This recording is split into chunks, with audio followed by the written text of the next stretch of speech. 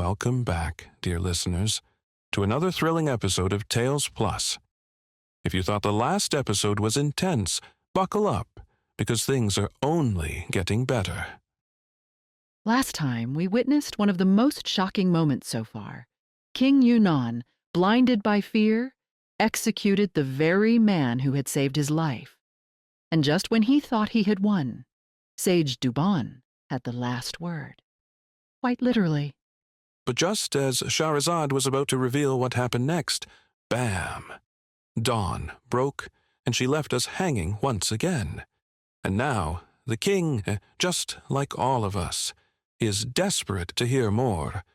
Which means we get to pick up right where we left off. So sit back, get comfortable, and let's dive right back into the magic. And so, as dawn broke, Dunyazad turned to her sister, eager for the next part of the tale. "My sister, please finish the story for us." "I will, but only if the king allows it." Continue the tale.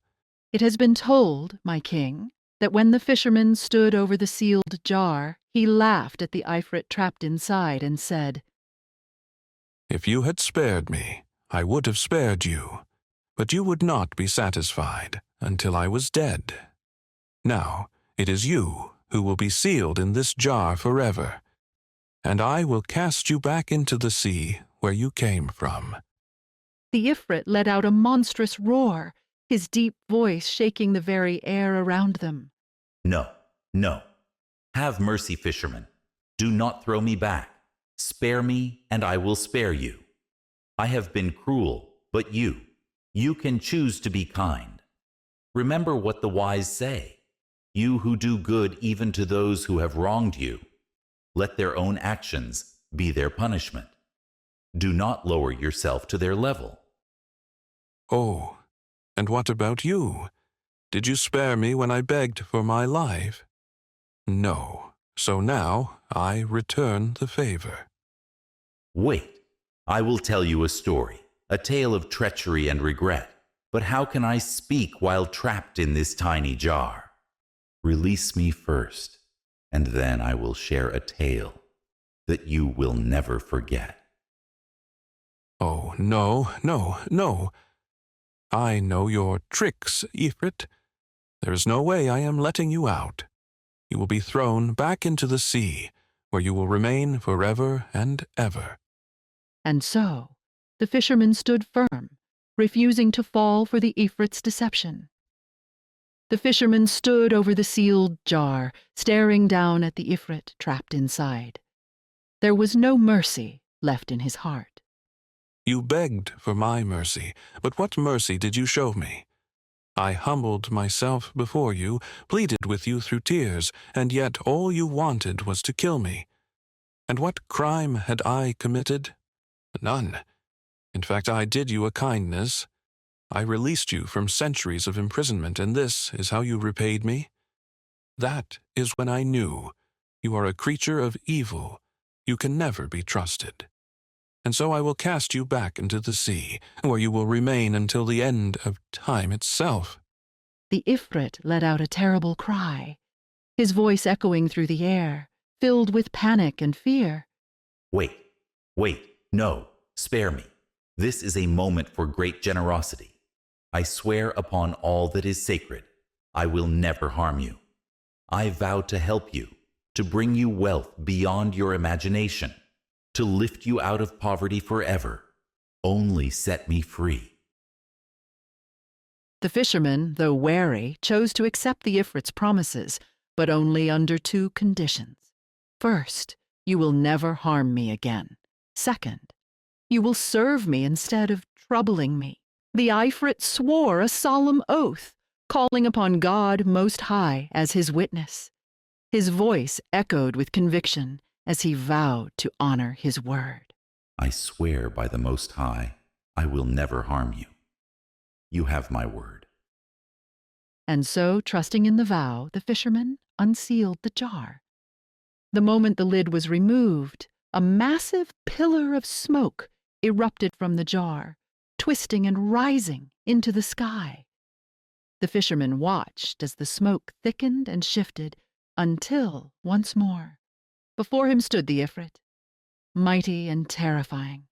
But then, without warning, the Ifrit kicked the jar with all his strength, sending it flying deep into the sea, and in that instant, the fisherman knew he had been deceived. A cold dread settled over him, his body trembling as panic took hold. His heart pounded, his hands shook, and before he could stop himself, his clothes dampened with fear. This does not look good. But even in his terror, the fisherman stood his ground. He lifted his voice and called out to the Ifrit, reminding him of the oath he had sworn. Ifrit, God has spoken. Keep your promises, for you shall be held accountable for them. You swore to me. You made a sacred vow. If you break it, God will break you. Do not be a deceiver, lest God himself deceive you. And so I say to you, as Sage Duban once said to King Yunnan, spare me, so God may spare you. But to the fisherman's surprise, the Ifrit did not attack him. Instead, the mighty creature threw back his head and let out a deep, thunderous laugh. You are a clever one, fisherman. I have no choice but to honor my word. Follow me. The fisherman hesitated but dared not disobey. He followed, keeping a safe distance, his heart pounding with uncertainty. Together they left the city behind, crossing into barren, untamed lands until they arrived at a place few men had ever seen. There, in the middle of the wilderness, stood a hidden lake, its waters still, dark, and strangely mesmerizing. The Ifrit waded in, stopping at its very center. Now, fisherman, cast your net. The fisherman peered into the water and gasped. Beneath the surface swam fish unlike any he had ever seen, brilliant and glowing in colors of white, red, blue, and yellow. He cast his net, hauling it up with 4 shimmering fish, one of each color. As the water dripped from the net, he stood speechless, unable to believe his own luck. Take these straight to the Sultan and place them before him. He will reward you beyond your wildest dreams, and you shall become a wealthy man. But heed my warning. Fish here only once a day. And with that, the Ifrit turned away, leaving the fisherman at the edge of a new destiny. I don't know why, but I smell bad destiny for the fisherman. What about you? You might be onto something. I mean, a magical lake, glowing fish, a warning from an Ifrit. It's almost too good to be true. And we all know that in these stories, when something seems too easy, it's usually a trap. Well, I guess we'll just have to wait and see. But let's just say, I wouldn't get too comfortable if I were the fisherman. The Ifrit, having fulfilled his promise, looked at the fisherman one last time and spoke these final words. God grant we meet again. And with that, he struck the earth with his foot. The ground split apart, opening into a deep, dark chasm, and in an instant, the Ifrit was gone. The land sealed itself shut as if nothing had ever happened. The fisherman stood in stunned silence, barely able to comprehend the extraordinary events that had just unfolded. But then he looked down at the fish in his hands, his fortune, his fate. And without wasting another moment, he rushed back to the city. Once home, he filled an earthen bowl with water and carefully dropped the strange, shimmering fish inside. They wriggled and twisted, their brilliant colors dancing under the water's surface. Never in my life have I seen creatures like these. With his bowl balanced on his head, the fisherman hurried toward the palace, determined to do as the Ifrit had instructed.